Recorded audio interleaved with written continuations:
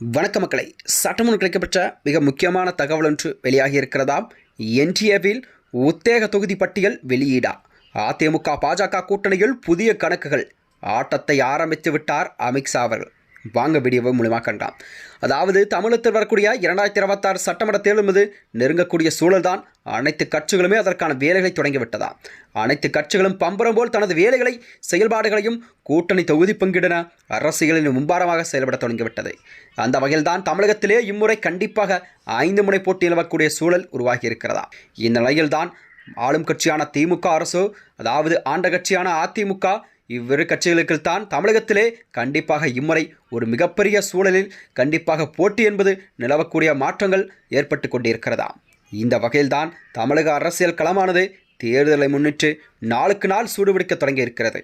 ஆளும் திமுக தலைமையான கூட்டணியும் அதிமுக தலைமையான இந்த தேசிய ஜனநாயக கூட்டணியும் தொகுதி பங்கீட்டை இறுதி செய்வதில் தீவிரமான ஆலோசனைகள் ஈடுபட்டு வருகிறதா.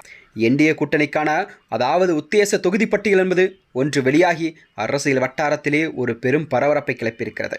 அதாவது தமிழகத்தில் உள்ள இந்த 234 தொகுதிகளிலும் அதிமுக கூட்டணியில் அங்கம் வைக்கும் பாஜகவானது கண்டிப்பாக குறைந்தபட்சம் 30 to 35 தொகுதிகள் வரை கண்டிப்பாக அவர்கள் எடப்பாடியிடம் கேட்க அதிக வாய்ப்பு இருப்பதாக அரசியல் வட்டாரங்கள் தெரிவிக்கிறதா.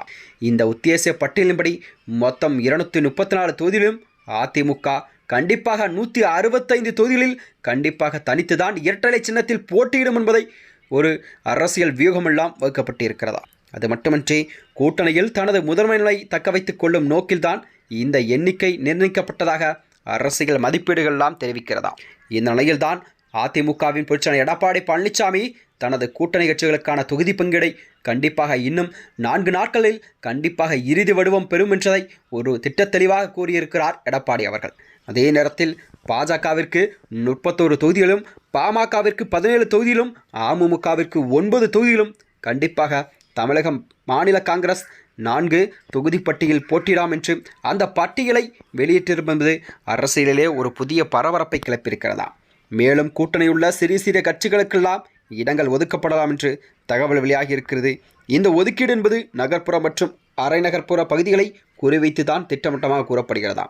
வட தமிழகத்தை பொறுத்தவரை வன்னியர் சமூக ஆதரவை நம்பி பாமகவிற்கு முக்கிய தொகுதிகள், தென் தமிழகத்தில் தேவர் சமூக வாக்குகளை இலக்க வைத்துதான் டிடிவி தினகரனுக்கு அதாவது 9 தொகுதிகள் கண்டிப்பாக வழங்கப்படும் என்று அரசியல் வட்டாரங்கள் தெரிவிக்கிறதா. அதேபோலதான் ஆனால் இந்த உத்தேச பட்டியல் என்பது அதிமுகவின் ஒழுக்கத்தில் சற்று அதிர்ச்சியை உருவாக்கி இருக்கிறது. ஏனென்றால் இந்த நேரத்தில் 170 தொகுதிகளுக்கு குறையாமல் போட்டியிட வேண்டும் என்று அதிமுக திட்டமிட்ட நிலையில்தான் 165 தொகுதிகள் மட்டுமே கிடைக்கும் என்ற தகவல் சில நிர்வாகிகளாம் ஒரு அதிர்ச்சியை ஏற்படுத்தி இருக்கிறதாம். மேலும் இது போன்ற வீடியோக்களை தெரிந்து கொள்ள நமது சேனலை மறக்காமல் சப்ஸ்கிரைப் செய்து கொள்ளும். நன்றி, வணக்கம்.